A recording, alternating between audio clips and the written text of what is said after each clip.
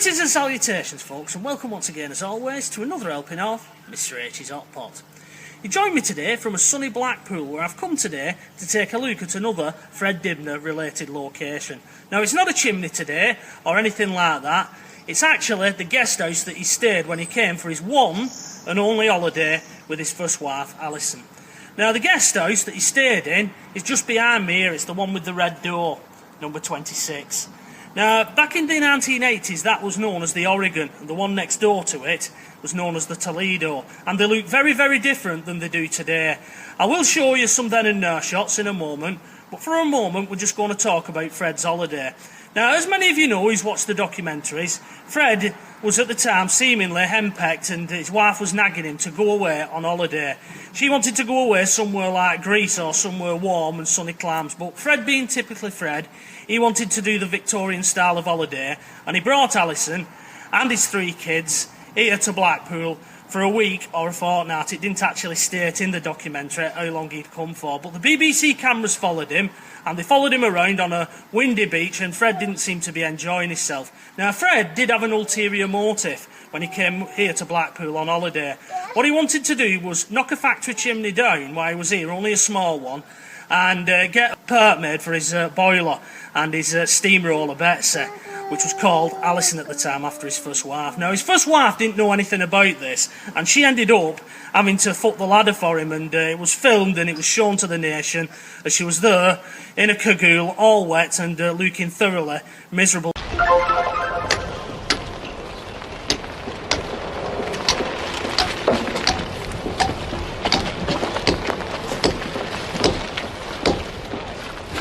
Come on, let's pull on this rope now. Pull it up. Right. I'm getting wet. Come on. Ready? Come on, pull.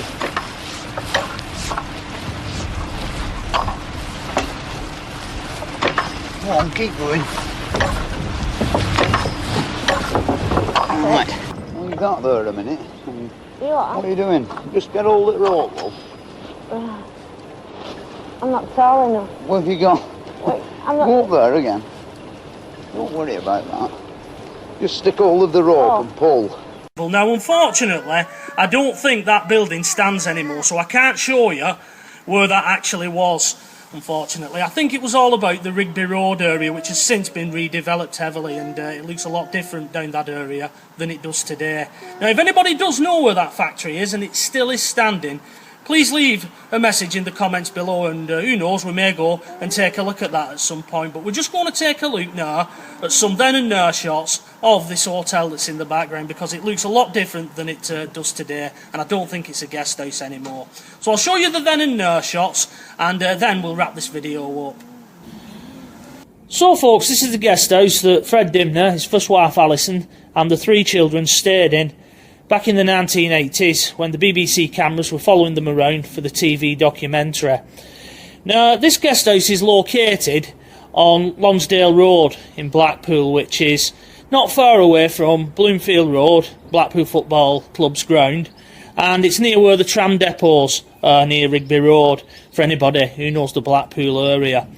Now, this guest house and the one next door to it have changed massively since the 1980s, and you'll be able to see immediately when I put a comparison then and now shot in a moment. But I'm almost sure, Hot Potters, that that front door, the red one, is original.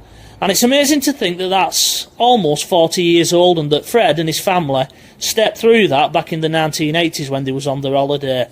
Now, on the brick pillars there, where you can see the round ball and that other fancy one in the middle, those 2 are also original from the 1980s, although the far one that's missing, that seems to have disappeared over time. Anyway, I'll stick in a then and now photograph for you, and you'll be able to see immediately how these guest houses have changed over time.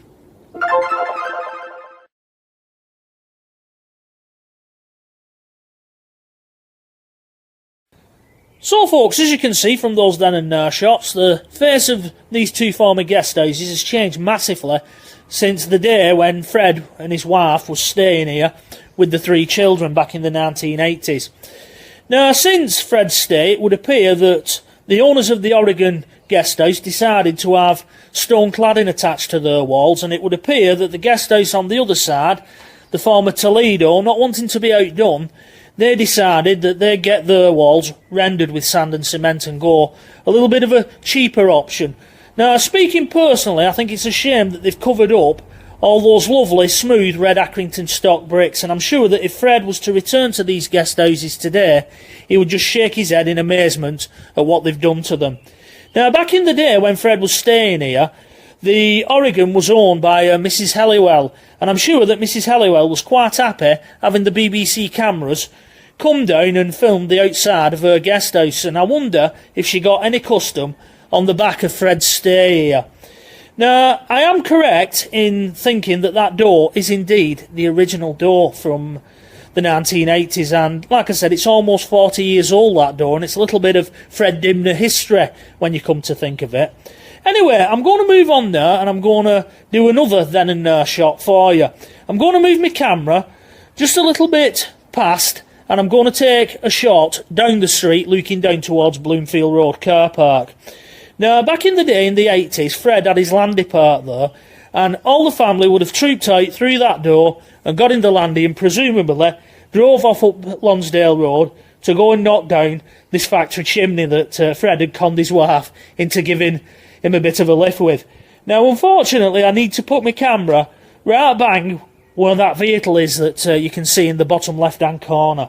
It's in the way, really, and I won't be able to get an exact match of then and now for you, unfortunately. But I'll do my best, and we'll see if we can line up then and now shot as best we can. So join me in a moment when I've moved the camera.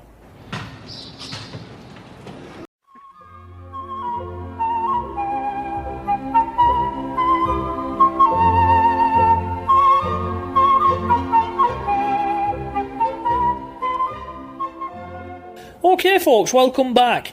I've now moved my camera the other side of that vehicle, and I've repositioned myself so that I'm looking down Lonsdale Road towards Bloomfield Road.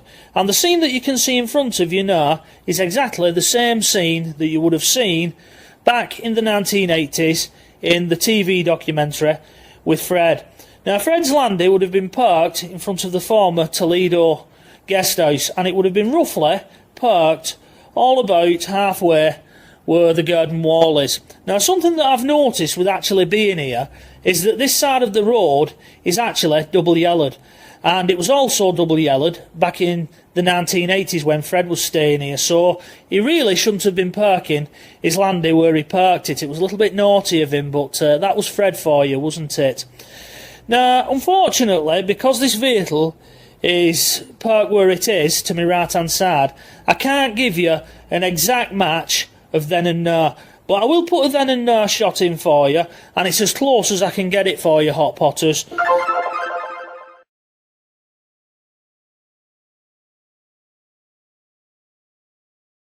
And as you can see from that then and now shot, the face of all these guest houses down Lonsdale Road has changed in one shape or another down the years since Fred and his family was staying here in the 1980s. Most notably, the former Toledo guest house has changed, because not only has it lost those smooth red Accrington stock facing bricks, it's also lost its very prominent Toledo sign, which would have stood out back in the day, I should have imagined. That certainly jumped out at me when I was watching the documentary the other day to get those screen grabs. Now, something else that I noticed was that Fred just got two of his daughters, I'm presuming his eldest, back in the day, just jumping on the back of the landy, and he drove off with them with no seatbelts on or anything like that.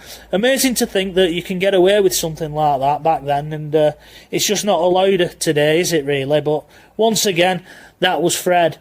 Now, what I'm going to do in a moment, I'm going to put a clip in showing you Fred driving off down Lonsdale Road, heading for the main road, and presumably heading towards that chimney that he was going to knock down with his wife. So I'll put that in for you in a moment, and then what I'll do, I'll show you the same scene as it is today, and then I'll whip the camera around and wrap this one up.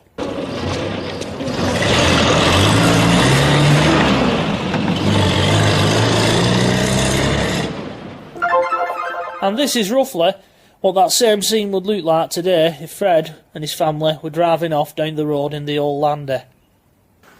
OK folks, well there we go, that was just a quick look at the guest house that Fred Dibnah once stayed at. Now I'm surprised as the owners back in the day, soon after, they didn't bill it as Fred Dibnah once stayed here. Sadly it's looking in disrepair now, and one of the women who lives in this street has come and told me that sadly the fella who owns it has died, so what happens to it now and in the future, who knows. Like I said, the one at the side, the Toledo, that's also lost its name, so who knows, maybe they'll just become flats in the future, which is a bit of a shame. Anyway, I'm going to head off now. I think I'll go and get some fish and chips with Mrs H, who's on camera duty today, and with little Toby James. So, until the next time, from myself, Mr H, when I'll be out and about once again, it is bye-bye for now.